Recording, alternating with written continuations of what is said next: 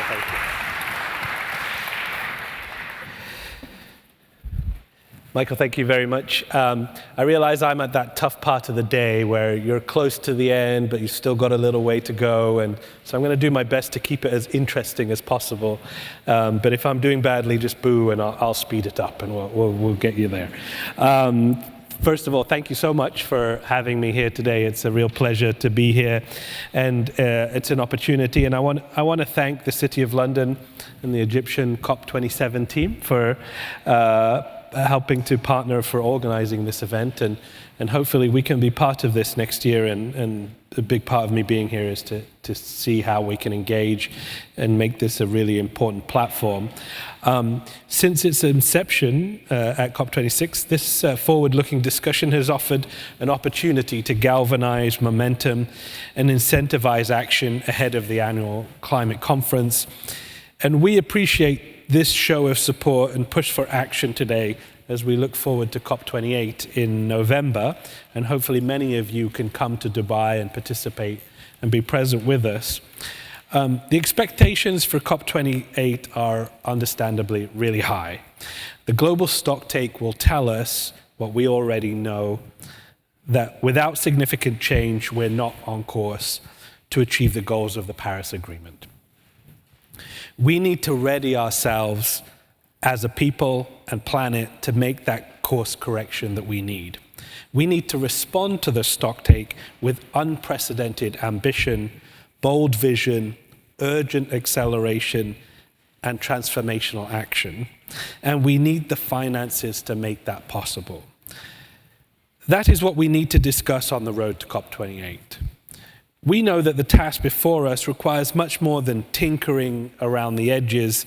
We need to fundamentally and systematically transform how we live and work on this planet. We need to slash emissions by nearly half by 2030. This includes a scaling up of renewables and significant investment in decarbonization and innovation in new technologies. And we need to prepare ourselves for the continued impacts of climate change and be ready to live in a warmer world, one that is more prone to storms and floods and droughts and extreme heat. All of this is entirely predicated on our ability to resource and finance the big projects and solutions that we need. There is no path to net zero and no success in resilience without sufficient capital. If there is one thing that we need to sort out and agree upon on this road to COP28, it's how we unlock the resources required to achieve our goals. Because the truth is that we need trillions of dollars each year to undertake a just energy transition. Trillions more to support those most vulnerable. And trillions again to transform food, land, and health systems.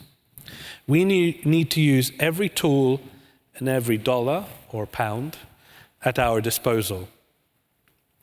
Colleagues, COP28 is focused on a package of 4 critical asks to help move the needle on this front. First, we need to fundamentally reform international financial institutions. The COP28 presidency has been vocal about the need for multilateral development banks and international financial institutions to evolve and ensure that they are fit for purpose. We need a full suite of instruments, including concessional loans, that take into account debt burdens. And we need to address risk and incentivize market investments. The COP28 team is actively working with the G20 Working Group on International Financial Architecture to drive progress on this key element.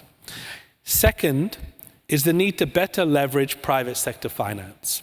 Many of the world's least developing countries receive a fraction of their share in foreign investment due to the issues around perceived and actual risk.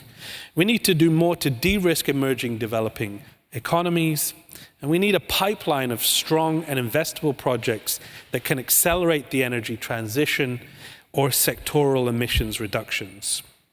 One of our key priorities for COP28 is to unlock private finance in emerging markets and developing economies. And to achieve this, we will bring industry leaders and partners to the table, treating them as full and equal participants, part of the solution. That is the only road to success. Third, we need to establish well-functioning carbon markets. Voluntary carbon markets remain confusing to many, and there is insufficient clarity or trust in this process and its tools. We need to put in place standards and guidance to help countries move forward.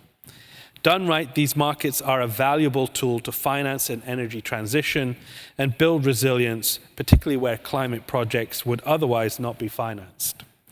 Global stakeholders need to know that the entire multilateral system stands behind this process, and that the rules, procedures, and standards are clear and transparent, and that integrity is maintained.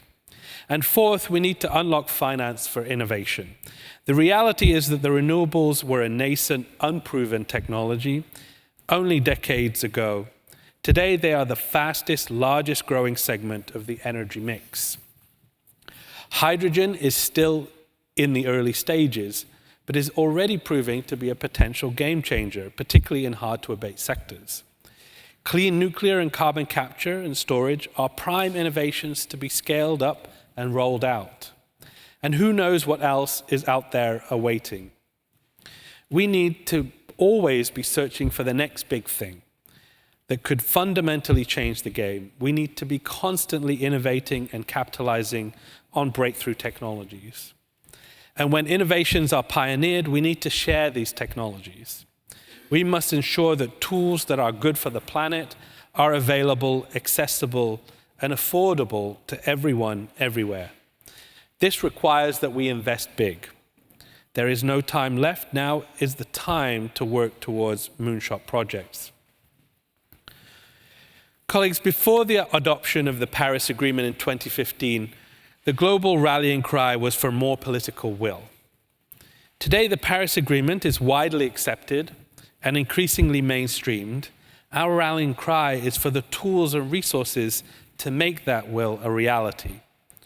We need to turn the agreement into action. Governments need to step up, private sectors partners need to be brought on board, and every stakeholder in every corner of society need to work together and align behind these same goals.